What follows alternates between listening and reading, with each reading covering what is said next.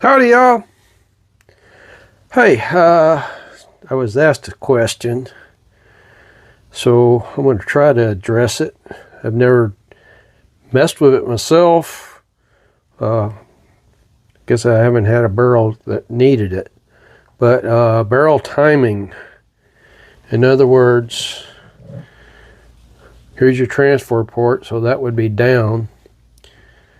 And then your barrel, if this stuff isn't perfectly aligned, and when it's machined and everything, or the barrel is slightly bent maybe or something, and the barrel is tipped either down or maybe this way or that way from the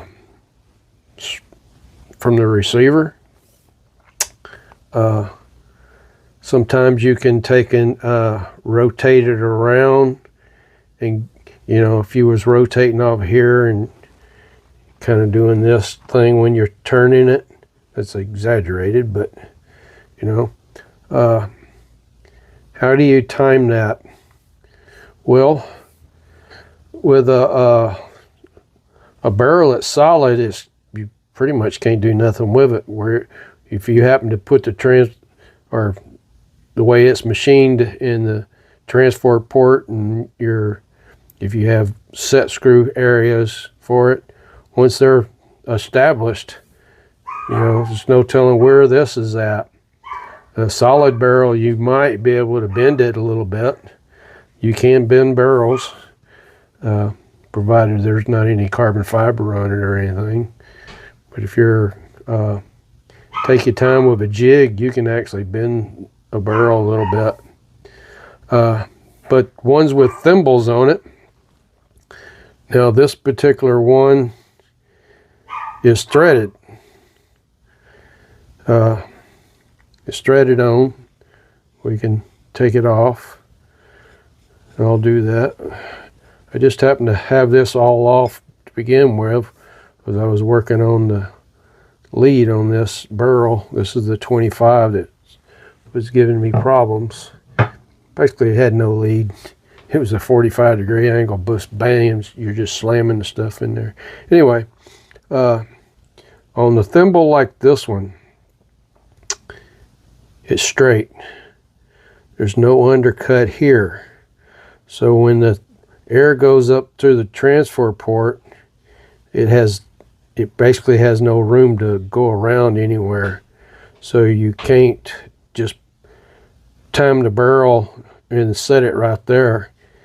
You have to leave it where it's at with the transfer port straight down. But you could theoretically,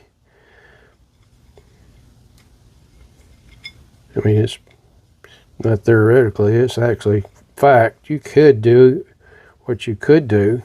This is get screwed on. That's snugged up there. And say that the barrel was tipped down, just straight down, so you needed to rotate this barrel 180 degrees. You could do that. I'll take this back off so we can. Now this particular barrel has an M10 by 1 threads on it. All right, so let me explain that, and I don't want to try to insult anybody that does know, but 10 millimeter is the diameter, 1 millimeter is the pitch. From one thread to the next is 1 millimeter. If you have a 1.5, then they're 1.5 apart. But this one's pretty simple. It's 1 millimeter. 1 millimeter is 0.03937. So basically about 40 thousandths, or almost 40 thousandths. So go back to this.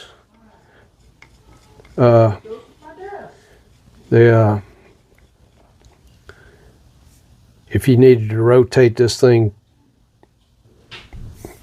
we'll do it to where we can see it. If you rotate that around, we should now have about a 20 thousandths gap right here. So if you take the, let me get my calculator here, let me show you. All right, 0.03937.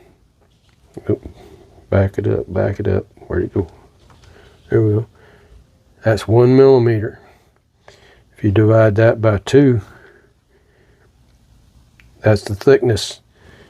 If you had a washer, you could go in between there. That's what you could do.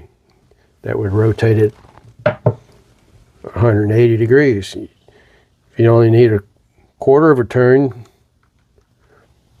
basically a 10,000th shim.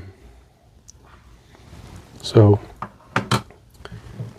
that would space this out to make this turn by how much you need it to turn. And if you have different threads, you just figure out what one turn is. You know, say that you got a half 20. You know, divide 1 by 20, and what do we have?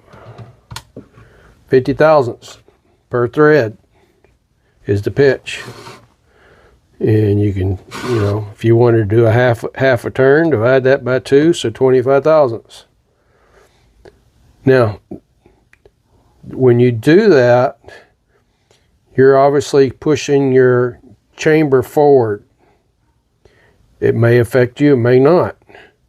The next thing it's going to do is your overall length. If you're stacking up baffles and stuff, you're going to make sure you have the room in there. So, but in a nutshell, that's pretty much the only way I know to time something. And like I said, I've never done it, never needed it.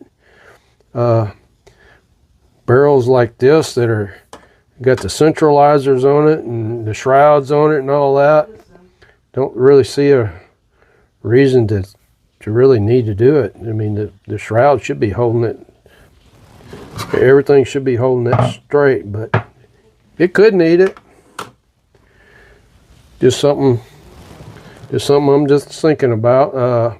Well, somebody asked me the question about it, and just a great opportunity. I already had this barrel apart, had the thimble off of it, working on the lead on this thing. There was no lead. Now I got just a little bit of lead. I have a little bit of chamber now, about 100 thousandths of chamber and a 2,000th degree taper in there. So we're going to put that together and test that. So I was talking about that in a previous video on the testing the 25 mods that the cast bullets were having a hard time going in. Yeah, that was pretty much just a 45 there. There was no lead in at all. So I've always bored them out and then took a 2,000th taper to it. So that's what we done. We'll get this back together, test it. But anyway, the question of how to time a barrel like this, you got to use shims in between it. All right, thanks for watching, everybody.